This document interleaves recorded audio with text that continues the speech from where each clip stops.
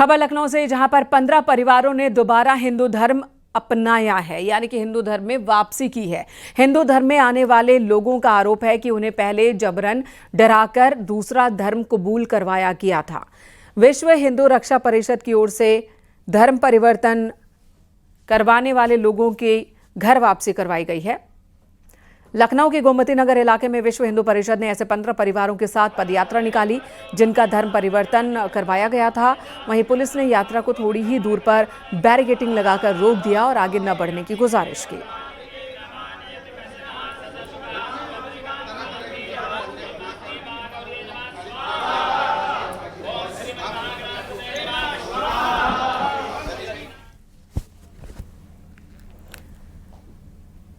हिंदू धर्म अपनाने वाली महिलाओं का आरोप है कि उन्हें पहले जबरदस्ती दूसरा धर्म अपनाने को मजबूर किया गया था। उनके साथ रेप भी हुआ। जबरन दूसरे धर्म के लोगों के साथ शादी करवाई गई। अब वो घर वापसी कर खुश है। सबसे पहले अपना नाम बताइए। जी, मेरा नाम सोनू रानी है। मैं कर्नाटक की रहने वाली हूँ। जी सर। कैसे आपका धर्म परिवर्तन हुआ? पहले आप क्या थी, कैसे क्या बनी? सर, मैं हिंदू हूँ, ब्राह्मण हूँ। ये लोग मुझे इस्लाम में बराबर लाने के लिए मजबूर कर रहे हैं। उसके लिए इन्होंने मेरा रेप करवा दिया गया अपने चाचा से, फरमान से, जो गांव घाना खंडी का है। आज तक कोई एफआईआर दर्ज नहीं।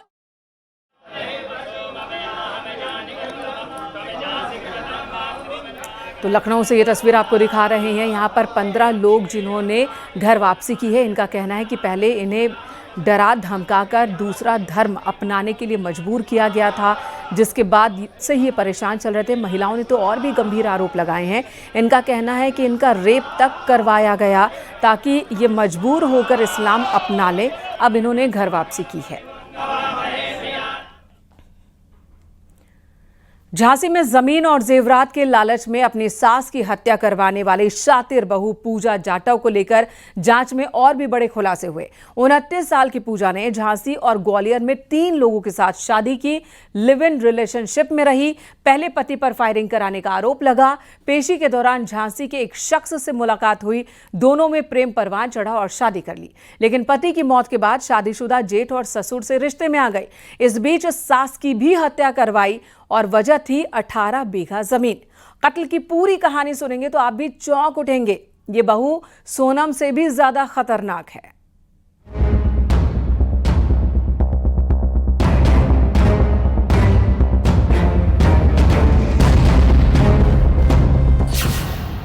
झांसी की बहू का जानलेवा झांसा।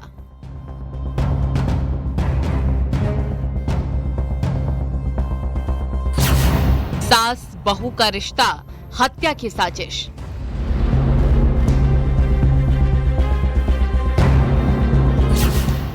सोनम से भी खतरनाक है झांसी की बहू।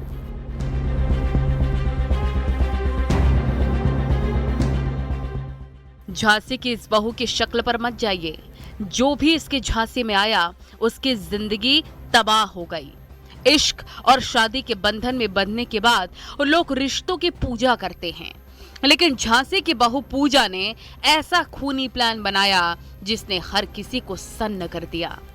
जमीन और जेवरात के लालच में अपनी सास की हत्या करवाने वाली शातिर बहू पूजा जाटव की क्रिमिनल हिस्ट्री यही बताती है। जिस घर में पूजा जाटव बहू बनकर आई थी, उसी घर को एक सनसनीखेज प्लान से उजाड़ दिया। टहरौली थाना क्षेत्र के कुम्हरिया गांव में एक दिन पहले पूजा ने अपनी बहन को प्रेमी के साथ मिलकर 8 लाख के जेवर और 18 बीघा जमीन हथियाने के लिए अपनी सास की हत्या करवा दी। हत्या के सनसनीखेज मामले में पुलिस ने हत्यारोपी बहू और उसकी बहन को पहले ही गिरफ्तार कर जेल भेज दिया है। छोटी बहन के दोस्त अनिल वर्मा को देर रात मुठभेड़ के दौरान अरेस्ट कर लिया गया। अनिल के पास से जेवरात बरामद कर लिए गए हैं। छोटी बहू पूजा ने ही षड्यंत्र करके एक घटना कराई थी, जिसमें सुशीला की हत्या करते हुए वहां से करीब 8 लाख की ज्वेलरी भी जो अपराधी थे वो ले गए थे। पूजा और उसकी बहन कमला को पहले ही पुलिस टीम द्वारा गिरफ्तार करके जेल भेजा जा चुका है। आज अनिल वर्मा जो इसमें वांछित चल रहा था, इसके बारे में मुखबिर से सूचना स्वाट टीम प्रभारी तथा थानाध्यक्ष टहरौली को मिली थी। 29 साल की पूजा ने झांसी और ग्वालियर में फिल्मी अंदाज में 3 लोगों के साथ शादी की या फिर लिव इन रिलेशनशिप में रह रही थी। मध्य प्रदेश के ओरछा में पहले पति पर मामूली विवाद के बाद फायरिंग करवाने का आरोप लगा था। इस मामले में पुलिस ने पति के तहरीर के आधार पर पूजा के खिलाफ मुकदमा दर्ज कर जेल भेज दिया था। पूजा मध्य प्रदेश में अक्सर तारीख पर मुकदमे के सिलसिले में जाया करती थी, जहां झांसी के रहने वाले कल्याण से मुलाकात हुई। दोनों में प्रेम प्रसंग बढ़ा। इसके बाद कल्याण से पूजा ने शादी कर ली। 6 साल साथ रहने के बाद कल्याण की सड़क हादसे में मौत हो गई। इस दौरान पूजा का प्रेम प्रसंग शादीशुदा जेठ संतोष से हुआ। पूजा लिव इन रिलेशन में संतोष के साथ रहने लग गई। इस दौरान संतोष की पत्नी से विवाद हो गया और पूजा ने सास सुशीला के नाम 18 बीघा जमीन 50% मालिकाना हक जताया। जेठ संतोष और ससुर भी पूजा को जमीन का मालिकाना हक देने को तैयार हो गए थे, लेकिन सास सुशीला पूजा को जमीन देने को तैयार नहीं थी। बस फिर क्या था, पूजा ने बहन और उसके साथी को सास की हत्या का जिम्मा दे दिया। सास की हत्या का शक ना हो, इसके लिए पूजा अपने मायके चली गई और ससुर को भी मायके बुला लिया।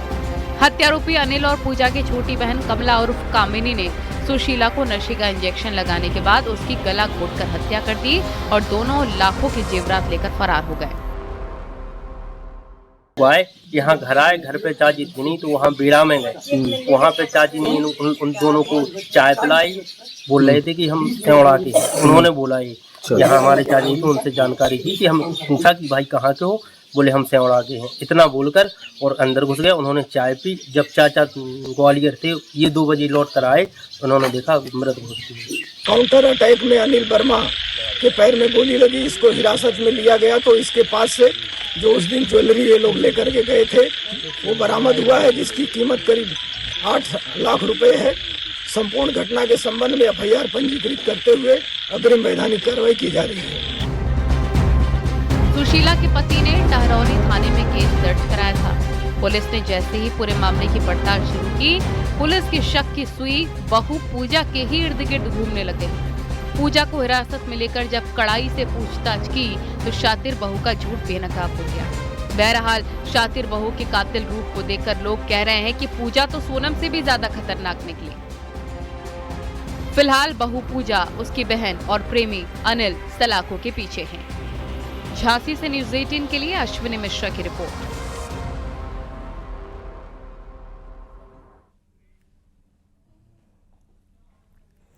इधर एटा जिले में एक पुलिस वाले पर रिश्वत का ऐसा आरोप लगा है जो चौंकाने वाला है।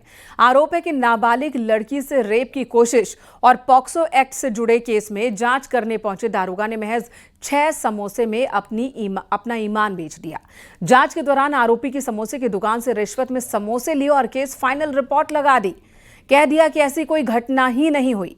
पीड़ित पक्ष ने कोर्ट में अपील की तो अदालत ने भी फाइनल रिपोर्ट को निरस्त कर दिया और जांच के आदेश दिए हैं। ये पूरी कहानी इस रिपोर्ट के जरिए आपको दिखाते हैं।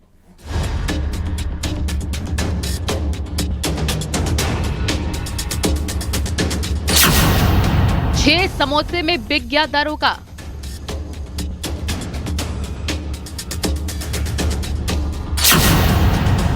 रेप की कोशिश का केस किया रफा दफा।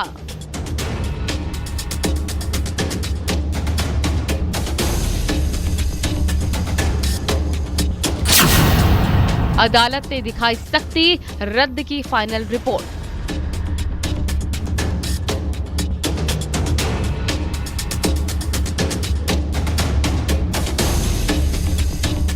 एटा जिले के जलेसर थाना क्षेत्र में साल 2019 में दर्ज दुष्कर्म के प्रयास और पॉक्सो एक्ट के मामले में एक दारोगा के कामकाज का शर्मनाक तरीका आया है सामने। रेप जैसे संवेदनशील मामले में दारोगा ने कानूनी कार्रवाई ताक पर रख दी और पीड़िता को न्याय दिलाने के बजाय केस में फाइनल रिपोर्ट लगा दी, और वो भी सिर्फ 6 समोसे के खातिर अपना ईमान बेच दिया। पीड़ित पक्ष ने अपर सत्र न्यायाधीश की कोर्ट में प्रोटेस्ट प्रार्थना पत्र दाखिल किया, जिसका संज्ञान लेते हुए कोर्ट ने जांच अधिकारी की फाइनल रिपोर्ट को निरस्त कर दिया है। पीड़ित पक्ष ने निष्पक्ष तथ्यों पर जांच न किए जाने का आरोप लगाया था। जानकारी के मुताबिक आरोपी की समोसे की दुकान है। जांच अधिकारी ने महज 6 समोसे लेकर जांच को निराधार तथ्यों पर दर्ज कर दिया। चश्मदीद गवाह का कोई बयान नहीं लिया गया, जबकि पीड़िता की मां और पीड़िता की ओर से दर्ज कराए गए बयानों में दुष्कर्म का अपराध बताया गया था। मेरे लड़के के साथ 6-4 बलात्कार हुआ था, कोई सुनवाई नहीं हुई सर। मैं जलेसर गया, कोई सुनवाई नहीं हुई और फिर मैंने मुकदमा डाला एटा कोर्ट से आदेश हुए तो एफआईआर लगा के फिर दोबारा भेज दी। 2 बार तो एफआईआर लगा दी सर। घटना के समय पीड़िता नाबालिग थी। स्कूल से वापस लौटते वक्त आरोपी वीरेश ने उसे पकड़ लिया और घटना को अंजाम दिया। चीखने चिल्लाने पर रास्ते से गुजर रहे लोग मौके पर आ गए और उन्होंने बचाया। इसी बीच आरोपी धमकाते हुए जान से मारने की धमकी देकर फरार हो गया।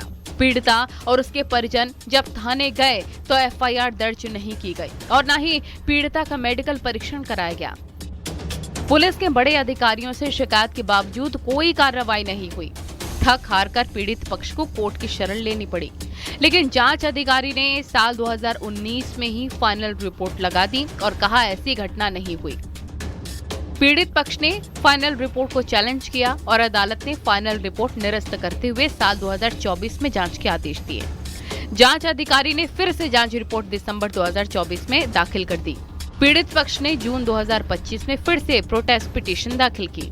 चार्जशीट देखते हुए जांच अधिकारी की फाइनल रिपोर्ट को निरस्त करते हुए परिवाद के रूप में केस दर्ज किया गया। हाँ, अभी एक जलेसर थाना जलेसर से जो एटा जनपद में है, वहाँ से एक पॉक्सो एक्ट की पीड़िता ने मुकदमा दर्ज कराया गया, जिसमें यह पाया गया कि वो एक्यूज जो था वो समोसा की दुकान चलाता था। उसने उसके साथ रेप कमिट किया पीड़िता के साथ। जब विवेचक महोदय पहुंचे तो उन्होंने समोसा में ही उसे जो है एफआईआर कर दिया और जिसकी फोटो खींच करके न्यायालय दिखाई गई। कितने समोसे सर लिए दरोगा जी ने रिश्वत में? जो आया है उसमें 6 समोसों की रिश्वत लेकर के दरोगा ने उसमें एफआईआर लगा दी है। समोसे की रिश्वत और फाइनल रिपोर्ट की कहानी में पीड़ित पक्ष न्याय के लिए भटक रहा है। बहरहाल देखना ये है कि अदालत की कार्रवाई इस मामले में अब किस नतीजे पर पहुंचती है और दरोगा पर क्या एक्शन होता है। न्यूज़ 18 उत्तर प्रदेश उत्तराखंड के लिए ब्यूरो रिपोर्ट।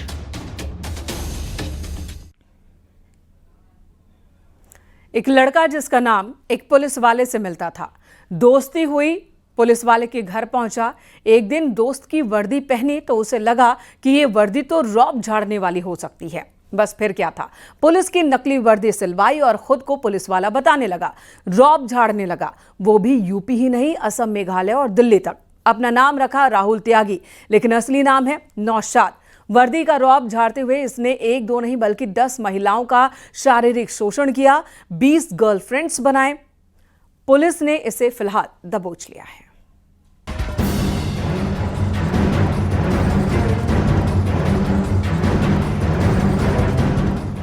पुलिस की वर्दी पहने इस शख्स की शक्ल के पीछे शैतान छिपा है।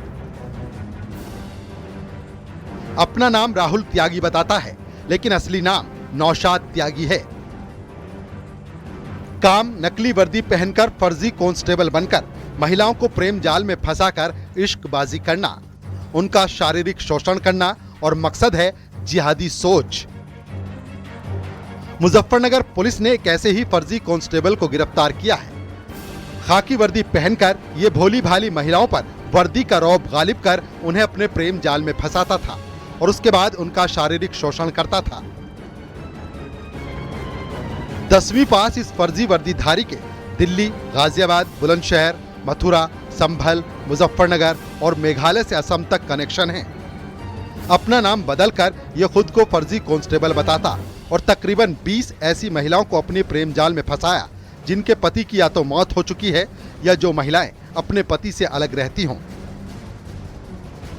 नौशाद त्यागी नाम का एक कांस्टेबल आज गिरफ्त में आया है, जो अपने आप को राहुल त्यागी नाम रख लिया था और एक कांस्टेबल की वर्दी भी उससे बरामद की गई है। उस वर्दी का ये रोब भी गाड़ता था, साथ साथ इसी के आधार पर वो कई महिलाओं से जो है प्रेम जाल में भी फंसाता था। साथ ही साथ इसमें असम, दिल्ली, मेघालय और मैं आपको बता दूं कि ये जो गाजियाबाद है, बुलंदशहर, मथुरा और संभल, तथा अपने जनपद मुजफ्फरनगर से भी इसका कनेक्शन प्राप्त हुआ है, जिसमें कई प्रकार की महिलाओं से इसके संपर्क हैं।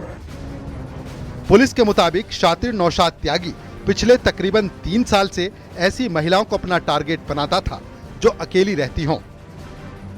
खाकी की आड़ में महिलाओं को अपने प्रेम जाल में फंसाता था। पुलिस को दी गई जानकारी में इसने बताया कि तकरीबन उसकी 20 गर्लफ्रेंड हैं, जिनमें 10 ऐसी महिलाएं हैं जिनका शारीरिक शोषण किया है। इस पूरे मामले का खुलासा तब हुआ जब नगर कोतवाली पुलिस को एक महिला ने शिकायत की। जांच के दौरान पुलिस ने नौशाद त्यागी को गिरफ्तार कर लिया।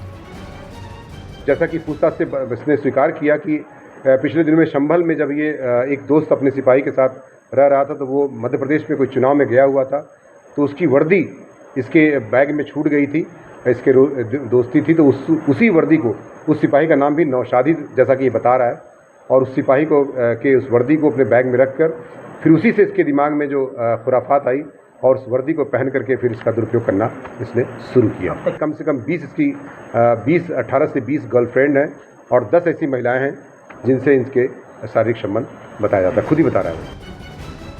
पुलिस ने एक कांस्टेबल की वर्दी भी आरोपी के पास से बरामद की है।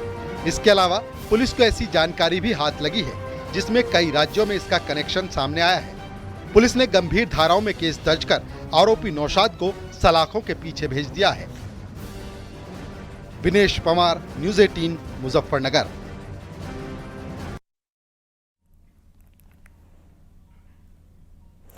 बरेली में एक बेटा महज जमीन के एक छोटे से टुकड़े की खातिर अपने ही पिता और सौतेले भाई के खून का प्यासा हो गया। जमीन के टुकड़े को हासिल करने के लिए पिछले 2 दिन से घर में पहले उसने विवाद खड़ा किया। जब वो अपने मंसूबे में कामयाब नहीं हो पाया तो घर से बाजार के लिए निकले बाइक सवार पिता और भाई को कार से कुचलकर उनकी जान ले ली। पुलिस ने आरोपी बेटे को उसकी तलाश शुरू कर दी है। ये तस्वीरें हाजी नन्हे और उनके बेटे मिस्र यार की हैं। थाना फरीदपुर कोतवाली के अलगनी गांव के रहने वाले नन्हे मियां ने 2 शादियां की थी। एक पत्नी से लड़का हुआ मिस्र यार और दूसरी पत्नी से मकसूद।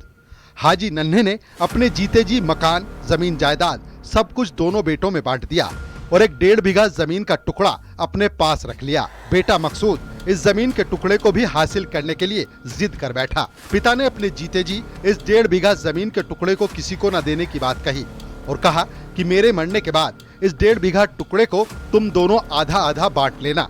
लेकिन आरोप है कि इसके बावजूद मकसूद को सब्र नहीं हुआ। पिता और सौतेले भाई की उसने हत्या कर दी। ये सुबह घर से निकले थे 10 बजे के टाइम मोटरसाइकिल से, दोनों बाप बेटा। छोटा बेटा कुछ समय के बाद कार से आया घर से, रजपुरिया डिग्री कॉलेज के सामने मढ़ी पर गाड़ी, लोगों ने वहाँ बताया कि मढ़ी से गाड़ी मुड़ के आई थी तो सामने से टक्कर मारी गई। नन्हे खां अपने पुत्र मिस्र यार को लेकर 10:30 बजे के करीब कस्बा फरीदपुर के लिए मोटरसाइकिल से निकले थे। तभी इनके सौतेले पुत्र मकसूद ने अपनी इको वैन लेके इनको भगवंतापुर से आगे मोटरसाइकिल को क्रॉस किया और आगे जाकर यू टर्न लेकर पुनः तेजी से आकर उसने मोटरसाइकिल पर टक्कर मार दी, जिसमें मौके पे नन्हे खां तथा उनके पुत्र मिस्र यार वो घायल अवस्था में गिर गए। तत्काल सूचना पर एम्बुलेंस उनको जब भेजा गया तो ब्रॉड डेड घोषित कर दिए गए। आरोप है कि घर से बाइक पर सवार होकर पिता नन्हे और भाई मिस्र यार बाजार जा रहे थे। मकसूद को पता था कि उसके